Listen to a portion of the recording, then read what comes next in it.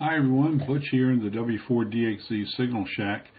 Today we're going to be looking at a Schmitt trigger oscillator. I know there's probably at least 100 if not more videos on this on YouTube, but I wanted to do this and exercise my Oscilloscope a little bit and let you see what it looks like on that scope. And so let me get started here and tell you a little bit about this. Okay, a Schmitt trigger is not classified as a flip-flop, but it does exhibit a type of memory characteristic. And that makes it useful in certain special applications. For example, here is a standard inverter being driven by logic that has a relatively slow transition times to the peak and then to the 0 volts. So when these transition times exceed the maximum allowed values, it depends on the particular logic family. The outputs of logic gates and inverters may produce oscillations as the input signal passes through the intermediate range.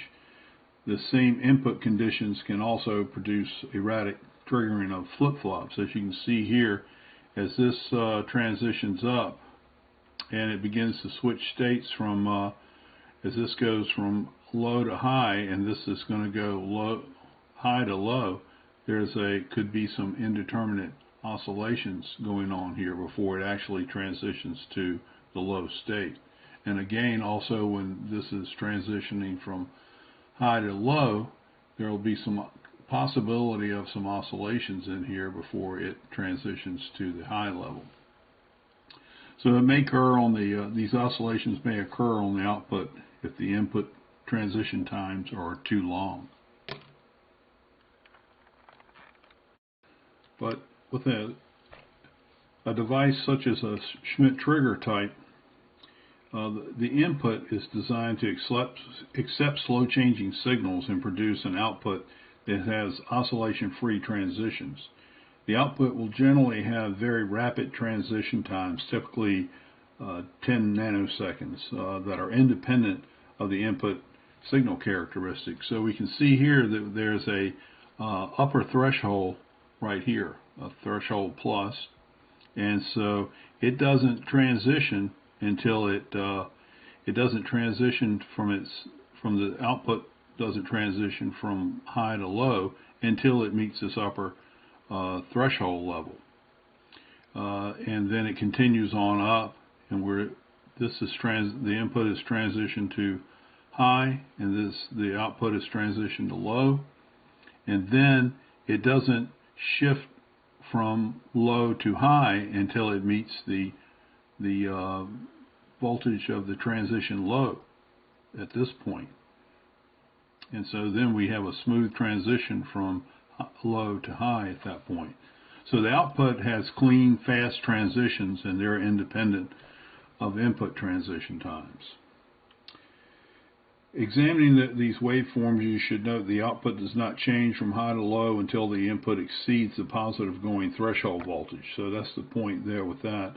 Once the output goes low, it will remain there even when the input drops back below the voltage threshold plus, and this is the memory characteristic until it drops all the way down below the negative going threshold voltage, VT minus. So this is the circuit we'll be using. It's designed as a stable multi-vibrator, and we have a resistor and a cap here on the input. And I'll be using a 1.5 k ohm and a 0.047 microfarad. The capacitance needs to be greater than 100 picofarads, and you can have a frequency from 0.1 hertz up to 10 megahertz. Now, from a textbook, here's the IC column and then the frequency. If you have a 7414, the frequency is approximately equal to 0.8 divided by R times C. and this is for R is less than or equal to 500 ohms. For the 74LS14, which is what we'll be using for this experiment, the frequency is approximately equal to 0.8 divided by R times C, and this is for R less than or equal to 2 k ohms. For the 74HC14, the frequency is approximately equal to 1.2 divided by RC, and the R is less than or equal to 10 megohms. But I'd like to point out this 0.8, I'm going to call it an X factor, the constant for solving the frequency is not exactly what you would what it should be. You know, it's actually going to be it could be anywhere from up to 2. So just from experimenting with this circuit, and here's my actual values. I took measurements on those. The resistor will be 1.48 k ohms. The capacitor is 0.0486 microfarads. And I determined the X factor as to be 1.5 and not 0.8. And so 1.5 divided by 1.48 k ohms times 0.48 microfarads, I got 20.85 kilohertz. Then I'm going to, I said, well, you know, it says in that textbook not to R should be less than or equal to 2K. Well, I started out less than 2K here, but let me see what it would do if I increase the current, increase the resistor and change to a different capacitor. So I went to a resistor that has a measurement of 6.69 k ohms and 101 nanofarads, still using the 1.5 factor, and I come up with 2.22 kilohertz as the frequency. So let's take a look at both of these. I'll start with this and see if we're at 20.85, which I know we are because I put these values in, and then I saw that on the scope it was 20.85, so then I figured out what the factor would be. And then I used that same factor and changed the components, and I got 2.22 kilohertz. So the factor worked even with changing the resistor and capacitance value. And if you look at the spec sheets on a 74LS14, they show mins and max of these of the voltage threshold plus and minus. And so it's a wide range, and also they give it at different voltages, and they give it at different your input voltage, whether it's 5 volts or 4 volts or 3 volts, and they also give it at different temperature ranges. So it's kind of all over the place. There is a website all about circuits that has a calculator, and I played around with that, and it varied.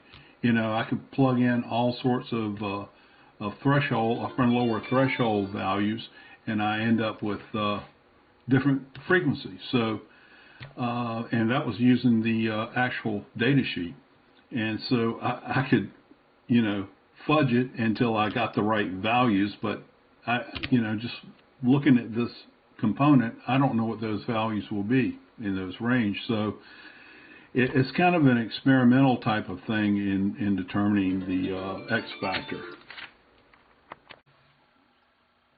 And on the All About Circuits webpage, this is the formula that they show and that they're using in their calculator, online calculators, to find this constant, what I call the X factor. So you can find the time period with this equation, and the frequency is 2 times the period, and it's just inverted. So that's, again, just changing these threshold values really is what the constant is all about. And it varies component to component depending on what your IC is and your particular variables, whether it's temperature, your voltage, whatever, the connections, lots of things can factor into that in determining your actual value for your particular IC. So for me, I found that experimenting with it and then determining what that will be for your IC, then you can kind of use that factor and change resistors and capacitors, and you can pretty much count on it for that particular IC being correct from that point on. Alright, let's take a look at it on the scope. Okay, so we've got the circuit on the Siglant, and this is with the 1.48 kilo ohm resistor and 0.0486 microfarad capacitor. So what I always like to do, just to set these up and show you this on the scope again, I've covered it before. I go to default, and that just puts everything in the default mode, and you only have channel 1 selected. Then I like to hit auto. As you can see, it's a little unstable because of the trigger level, so I'll move the trigger up a bit until I can get a nice stable waveform here. A little higher.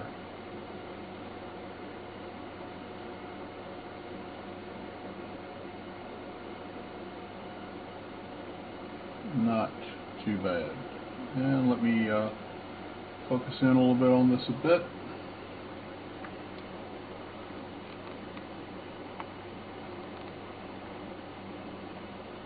Alright. So hopefully you can see here that we're running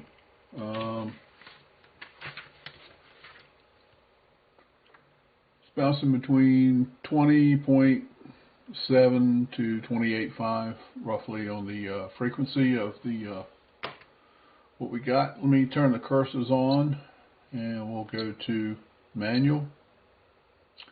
We'll select cursor. We're going to select type as for the time. We'll use cursor A, and we'll use the universal knob to adjust it just to the edge of one of these. Let me spread this out a little bit. Go to here, the edge, select cursor B, use the universal knob and bring that. Always ends up far right side of the screen when you do this, so we'll bring it in.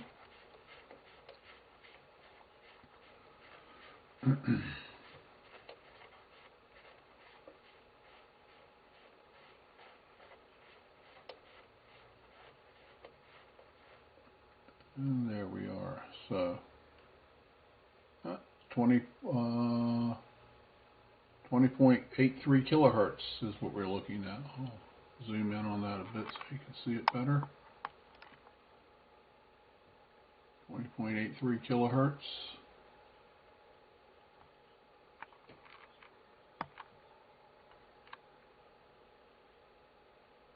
Alright. So now I'm going to swap the resistor to a 6.69 kilo ohms and a capacitor of 101 nanofarads.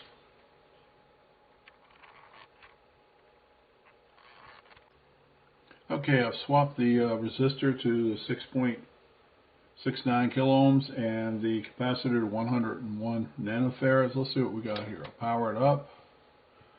I'll do, let's go back to default. We'll do auto. Spread this out a bit. And we'll set the trigger level up a bit. Try to stabilize this thing. You get too high on the trigger, then it goes berserk. And as you can see, hopefully, 2.22 kilo ohms. It's a little bit fluctuation here. Maybe if I can get the trigger level a little better, stabilize it a bit.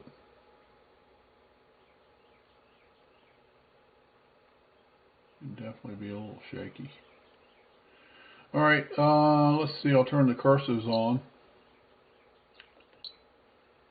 Go to manual. Again, we'll select the type will be time. Cursor A, Move it right to the edge here. Cursor B. Move it over a bit. Might be a faster way to do this. I don't know. I'll have to research that a bit. If I do, I'll use it in one of my later videos.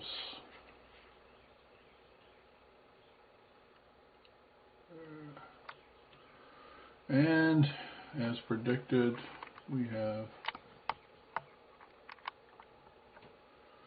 2.22 kilohertz. So the factor of 1.5 worked for this particular IC, and it came out correct.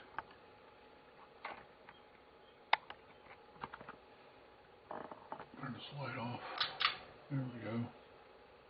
Also, you can press the horizontal button, just press it in, and you can hone in on a particular section of the there we go. So you can get into a particular section of this. Also, you can move this up so you can see them together. There we go. You can see a little bit of the transition points. Of course, get the trigger level improved, it will stabilize a bit more. There we go. So you can see a little bit of ringing on the transition of the output, but it's definitely transitioning quickly, as you can well see.